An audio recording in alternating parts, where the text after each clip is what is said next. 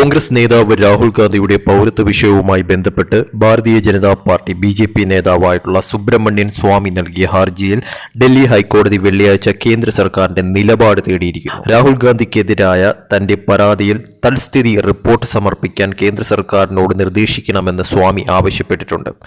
Acting chief justice ആയിട്ടുള്ള വിഫു ബക്രോ, justice Tushar Rao Gedela എന്നിവരടങ്ങുന്ന division bench കേന്ദ്ര സർക്കാരിന്റെ അഭിഭാഷകനെ അടുത്തിടെ മുതിർന്ന അഭിഭാഷകനായി നിയമിച്ചിട്ടുണ്ടെന്നും അതിനാൽ വിഷയം പുതിയ അഭിഭാഷകനെ ഏൽപ്പിക്കണമെന്നും അറിയിച്ചു. നേരിട്ട് ഹാജരായ സ്വാമി വിഷയത്തിൽ നോട്ടീസ് പുറപ്പെടുവിക്കണമെന്ന് അഭ്യർത്ഥിച്ചപ്പോൾ ബെഞ്ച് അഭിപ്രായപ്പെട്ടു, ആദ്യം നിർദ്ദേശങ്ങൾ അഭിഭാഷകൻ നേടട്ടെ. രാഹുൽ ഗാന്ധിയുടെ ബ്രിട്ടീഷ് പൗരത്വത്തെക്കുറിച്ച് CBI അന്വേഷണം ആവശ്യപ്പെട്ടുള്ള പൊതുതാൽപര്യ ഹർജിയിൽ അലഹബാദ് ഹൈക്കോടതിയിൽ സമർപ്പിച്ച ഹർജിക്കാരനായ കർണാടകയിൽ നിന്നുള്ള BJP അംഗം വിഘ്നേഷ് ശിശിറും കോടതിയിൽ ഹാജരായിട്ടുണ്ടായിരുന്നു. ശിശിർ തന്റെ ഹർജിയിലെ സംഭവവികാസങ്ങൾ ബെഞ്ചിനെ ധരിപ്പിച്ചു.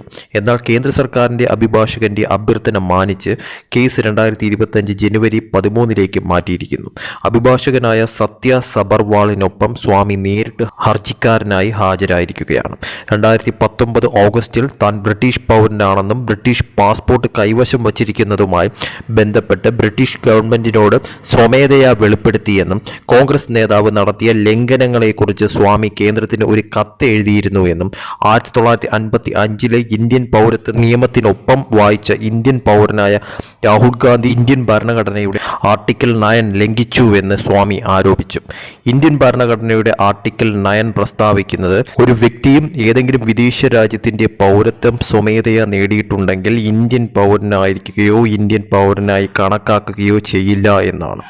പൗരത്വം സംബന്ധിച്ച പരാതി എന്ന വിഷയത്തിൽ 2019 ഏപ്രിൽ 20 കേന്ദ്ര സർക്കാർ രാഹുൽ ഗാന്ധിക്ക് ഒരു നോട്ടീസ് അയച്ചിരുന്നു. 2003 യുണൈറ്റഡ് കിങ്ഡത്തിൽ പാക്കപ്സ് ലിമിറ്റഡ് എന്ന കമ്പനി രജിസ്റ്റർ ചെയ്തിട്ടുണ്ടെന്നും രാഹുൽ ഗാന്ധി ഡയറക്ടർമാരിൽ ഒരാളും സെക്രട്ടറിയുമായി സ്വാമി എഴുതിയിരുന്നു. കമ്പനിയുടെ 2005 2006 സമർപ്പിച്ച വാർഷിക റിട്ടേണിൽ രാഹുൽ ഗാന്ധിയുടെ ജനന തീയതി 1970 ജൂൺ 19 ആണെന്നും അദ്ദേഹത്തിന്റെ പൗരത്വം ബ്രിട്ടീഷുകാരനാണെന്നും അദ്ദേഹം ആരോപിക്കുന്നു.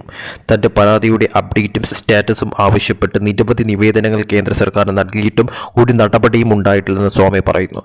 തന്റെ പരാതിയോ പ്രാതിനിധ്യമോ എത്രയും വേഗം തീർപ്പാക്കാനും അതിന്റെ നിഗമനമോ അന്തിമ ഉത്തരവോ നൽകാനും കേന്ദ്രത്തോട് നിർദ്ദേശം നൽകണമെന്നാണ് സ്വാമി തന്റെ ഹർജിയിൽ ആവശ്യപ്പെട്ടിരിക്കുന്നത്.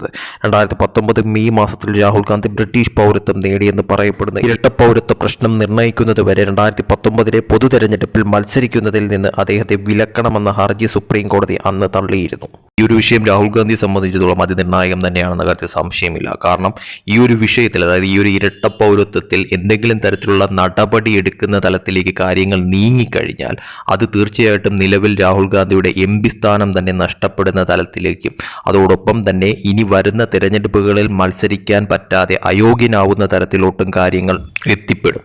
എന്തായാലും ഈ ഒരു വിഷയത്തിൽ കേന്ദ്ര സർക്കാരിന്റെ നിലപാട് എന്താണെന്നും അതോടൊപ്പം തന്നെ കോടതി എന്ത് തരത്തിലുള്ള തീരുമാനം എടുക്കുമെന്നുള്ളതും കാത്തിരുന്ന് കാണേണ്ട കാര്യം തന്നെയാണ്.